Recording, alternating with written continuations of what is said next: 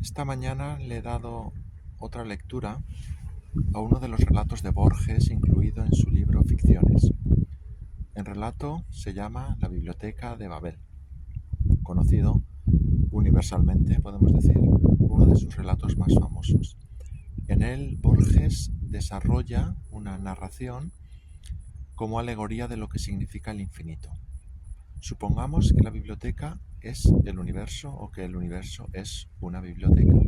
Serían pues palabras sinónimas. Borges describe varios hexágonos infinitos hacia arriba y hacia abajo, llenos de estanterías con libros.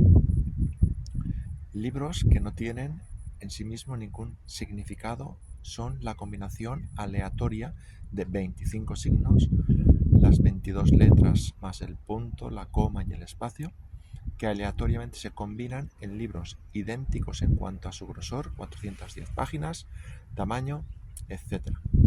Existen varios pues de estos hexágonos.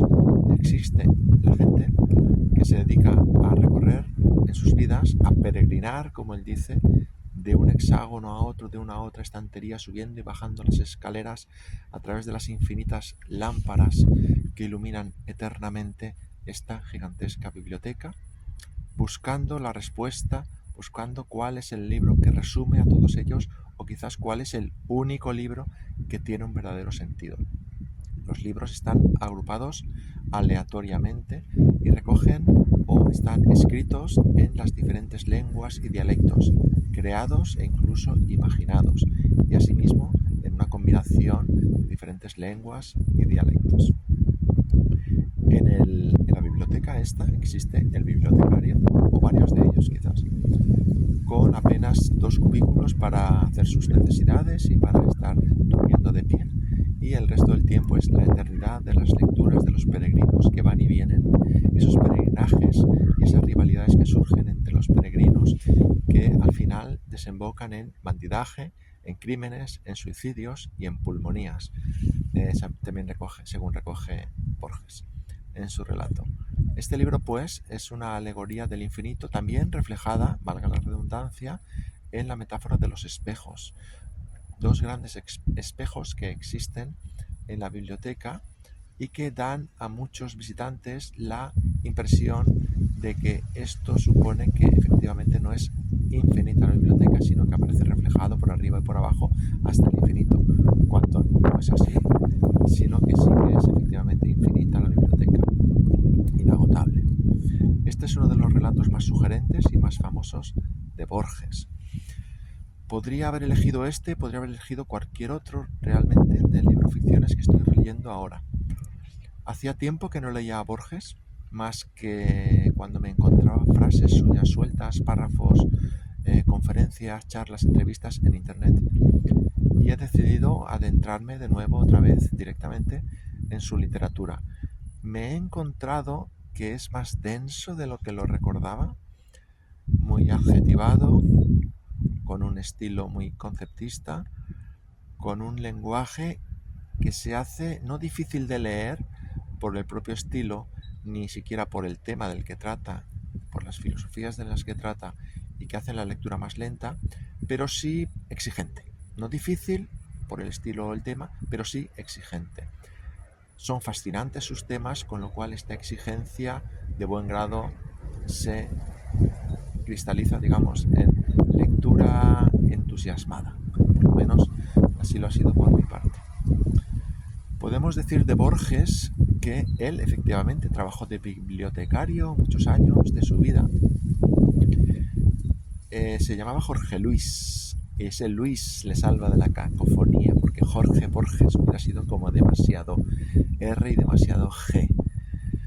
Borges viajó con sus padres a principios del siglo XX. Quiero recordar que su padre era diplomático. Viajó por Europa, Barcelona, Mallorca, Madrid, conoció a los vanguardistas.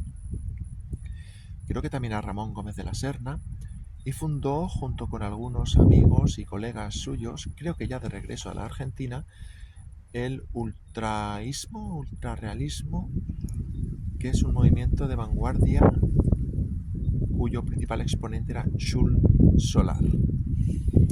Este movimiento de vanguardia le influenció en sus primeros poemas pero luego Borges poco a poco fue decantando su literatura hacia poemas de corte más, no diremos tradicional en cuanto al tema, pero sí trataba de reflejar los bajos fondos del Buenos Aires de la época, con el dialecto aquel lufardo, ese slang, esa jerga que hablaban las gentes que habitaban, digamos, aquellos lugares que a su vez dieron lugar también al tango y a otras músicas.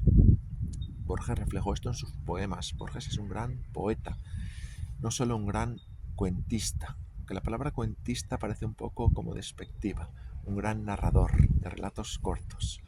Borges era, por lo tanto, un escritor de bajos vuelos en cuanto a la extensión de sus relatos se refiere, no en cuanto a la calidad de su prosa ni a la importancia que sus libros tienen y adquieren cada vez más con el paso del tiempo. Borges es uno de esos pocos escritores que al poco de morir, creo que lo hizo en el 86 en Ginebra, en Suiza, no muere también con él su literatura durante unas cuantas décadas, sino que se revitalizó, está más vivo que nunca, es un autor verdaderamente muy influyente. No recibió, sin embargo, Borges el premio Nobel, puesto que había recibido antes un premio de las manos del general Augusto Pinochet en Chile, y esto parece ser que a los académicos de Estocolmo les incomodaba y efectivamente no le dieron el Nobel. Y falta que hace, podemos decir, muchos grandes escritores no lo tienen y algunos no tan grandes sí lo tienen. Por lo tanto, no es el Nobel o los premios en general un medidor eficaz de la calidad literaria de un autor, sino que quizás lo son el número de lectores que tiene, no solo en su momento, pues puede haber éxitos comerciales momentáneos, sino a lo largo de la historia, en los años y años que se sigue leyendo, por ejemplo, El Quijote después de ser publicado y que se está leyendo Borges y tantos otros clásicos, modernos o no tan modernos.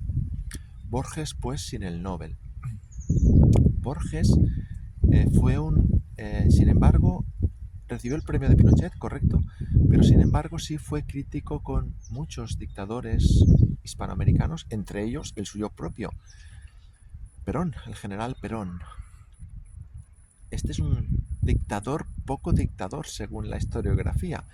Parece que tenía como una cierta gracia y sin embargo él fue quien acogió a nazis después de la Guerra Mundial y desarrolló unas políticas corporativistas que ya la quisieran los nazis o los fascistas italianos haberlas desarrollado. Tuvo efectivamente Perón mucho tiempo para hacerlo y para hundir su país durante décadas.